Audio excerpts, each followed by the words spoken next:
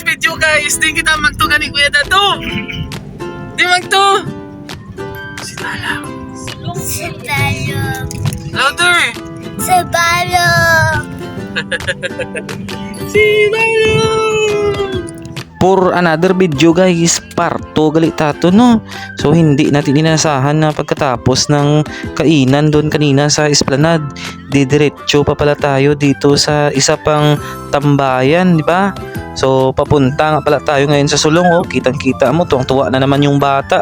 Nalilipay talaga siya kasi mula sa kainan, may baon na kainan, papunta na naman sa kainan. Abaw, eto guys pala yung daan papunta sa Sulong. Hindi ka na matatalang dito kasi pwede ka naman magpamangkot ba kung may madaanan ka o may masusublang ka. Pwede mo silang pamangkutin kung saan yung tulay papunta sa Sulong. Tanda-tanda mo na tapos matatalang ka pa. Abaw, jackpot kagidya. So eto na guys yung tulay ng Sulong. Bali dito sa right side natin sa gilid. Bali yan na yung mga nakapwesto dyan, napapasok, nakapwesto yung mga mananami ng mga restaurant ba, mga tambayan kun hapon ka ginalagawan hasta magabi ba. O yan papis-pis na yung ating kasamang bata. Medyo marami na tayong motor na nasusublang guys at may walking and looking and dating na siguro na sila So sige lang, dire-diretso muna tayo kasi naglalantaw tayo sa kung saan yung magandang pwesto at kung saan yung magandang restaurant dito kasi syempre minsan lang tayo magala dito at kumain. Uy, kita nyo yon, di ba? So kung galagaw ka mo dyan, madamo ka mo malalantaw nga mga manami nga mga view kag mga manami nga pwesto haw. So magsasakap na tayo guys. So maglalantaw-lantaw na tayo kung saan tayo pupisto sa pagkain ba para maganda naman kung komportable at tawhay edi nami ang ating pamungko at pagkaon-kaon. Kung makita nyo medyo damo na tao galantaw-lantaw kag naga-walking kay syempre nami gid man dyan magtambay kun hapon din kay basta lagawin nyo lang para maman-an nyo man para nga sa sunod edi wow kamuron dahil ang may istorya party dya kaya pero sa ngayon ako muna yung magkikwento tungkol dito. Ako muna yung bida sa video ko na to ba. So guys, yan piniplex palagi ng bata yung tinapay na kinakain niya ba, no? Kulit talaga, likot talaga ng mga bata ngayon. So binabaybay lang namin ang daanan na to papunta sa punta ba. Kita nyo naman duduro yung mga sasakyan, parang hayahay lang talagang buhay ng mga tao dito. Mga sobra na siguro ang mga pera nila kaya hindi nila alam kung paano gastusin kaya pumupunta na lang sila dito at tumatambay na lang gagastusin yung pera para sa inom-inom at kain-kain sa labas kasi yan na ngayon yung trend at nakababa na tayo guys. Ganito pala kaganda ang view dito yan, suba yan dyan guys. So kung trip nyong maglaktod o magligo dyan freedom nyo yan, di ba? So dito na tayo sa harap ng pagkakapwestuhan natin guys. So maghahagaday na kami nga magsulod sa salud pero nagapanaw-panaw pa kami diri sa unahan kay nagalanto-lanto pa kami sang nami nga view. Ayan, di ba? Kita nyo naman iba talaga yung kulay ng langit dyan at mamaya buhay-buhay magsasadlab yan guys ang ilang tulay kay may Christmas light yataran. At napili nga natin dito sa Ines Place. So pamodel-model muna tayo dyan, papiling-piling pa tayo na kala natin celebrity tayo ba pero wala namang sumasalubong pero sige lang moment natin to, kwento natin to, video natin to. Syempre dapat may segment man tayo na ma-flex tayo, di ba? Hindi yung palaging sila lang yung naka-flex sa video natin tapos naglalantaw-lantaw pa sila hobby nila kung sino ako lang naman yan di ba?